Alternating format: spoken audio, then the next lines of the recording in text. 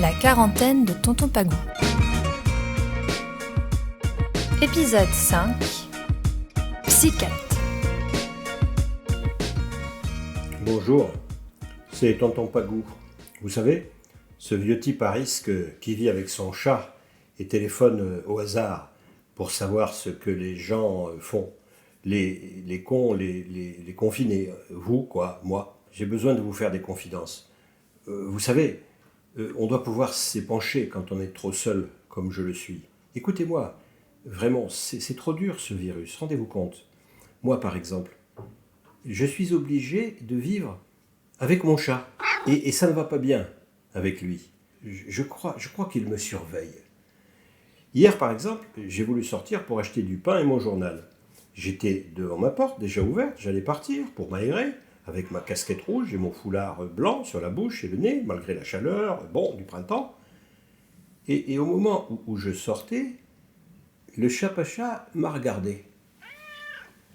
Écoutez, il ne m'a pas regardé normalement, non, il m'a regardé bizarrement, un peu embillé, si vous voyez ce que je veux dire. Comme pour me dire, tu sors, Tonton Pagou ? Bah oui, je réponds, je sors, je vais acheter mon pain et mon journal. Et tu as pris ton attestation provisoire CERFA numéro 310-592 ? Cette autorisation 310-592 qui t'autorise exceptionnellement à sortir sans ton chat ? Non mais, vous vous rendez compte ? C'est un fake news. Aucun gouvernement n'oblige les gens à sortir avec leur chat ou sans leur chat. Mais c'est vrai, je dois le reconnaître, je n'avais pas pris mon attestation normale, celle qu'on doit avoir, chat ou pas chat.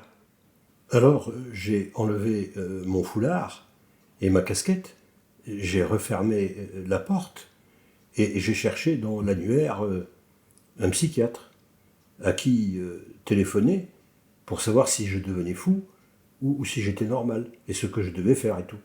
Je lui ai pas dit au psychiatre que je m'appelais Tonton Pagou. Je me suis fait passer pour un journaliste, je lui ai dit que je m'appelais Théophile Patango, et puis j'ai commencé mon interview normalement, sans parler de mon chat.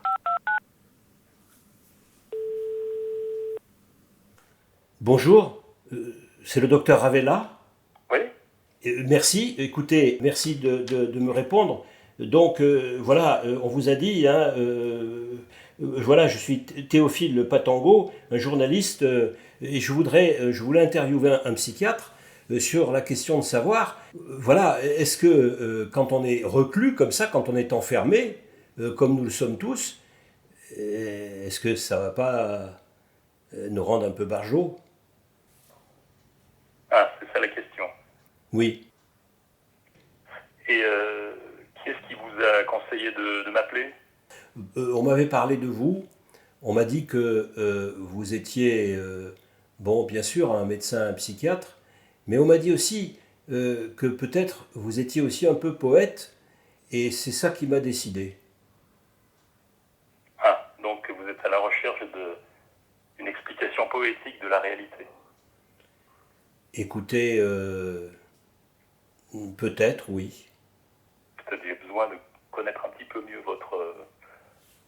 votre histoire et vos soucis pour pouvoir vous répondre, si toutefois d'ailleurs une réponse est possible.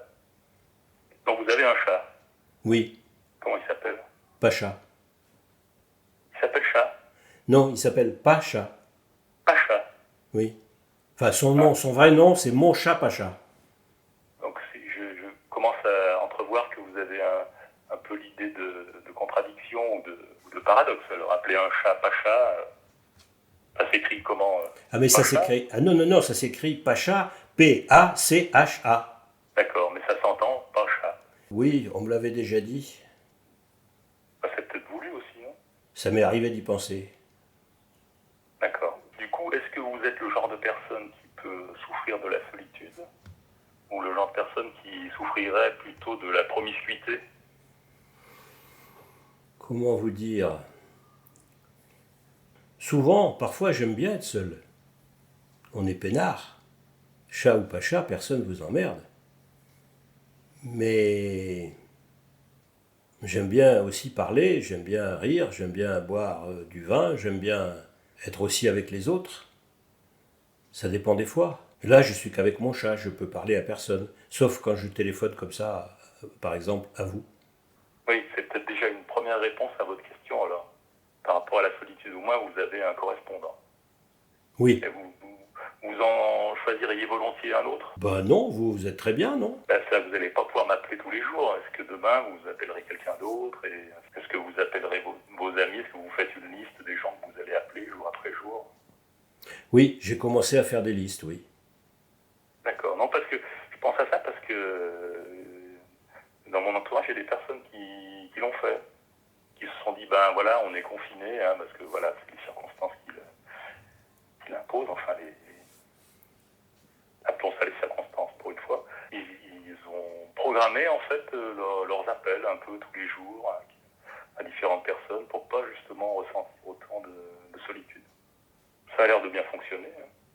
Moi, je vous avouerai qu'une conversation au téléphone n'a pas la même valeur qu'une conversation en direct. Et notamment puisqu'on est dans une question médicale, la télémédecine ne me convainc pas. Mais bon, on est là, vous m'avez téléphoné, continuons. Oui, allô, vous êtes toujours...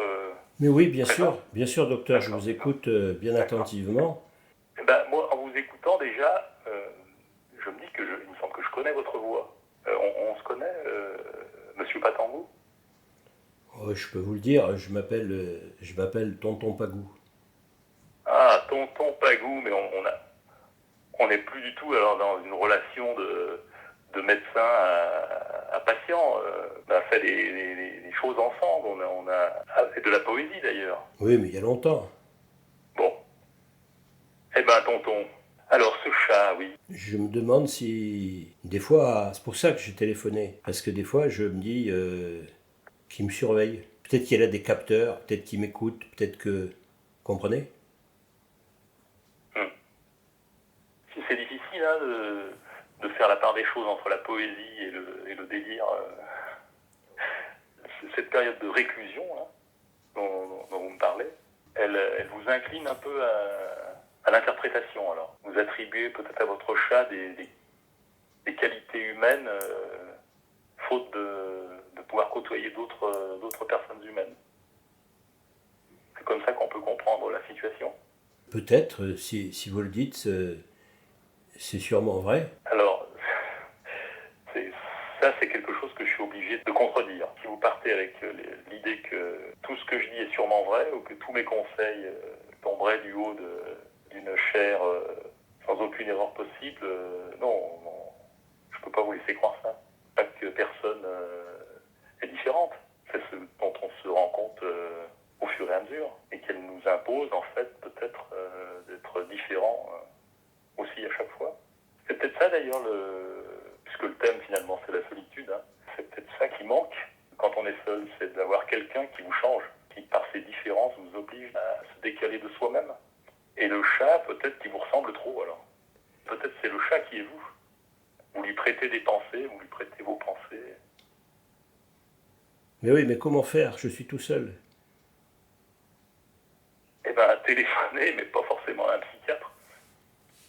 Téléphonez à des amis. Je suis sûr que vous avez plein d'amis. Demain, je peux vous retéléphoner? On pourrait prendre comme ça un rendez-vous tous les jours. Comme ça, j'aurai quelqu'un qui parlait. C'est bien parce que c'est vous, tonton Pagou. Voilà mon entretien avec ce psychiatre. Ah oui, j'oubliais, écrivez-moi à tontonpagou@gmail.com. Envoyez-moi ce que vous écrivez, des ordonnances par exemple, ou des morceaux de ronron, comme des poésies, pourtant difficiles. À demain, les amis. Salut. À suivre.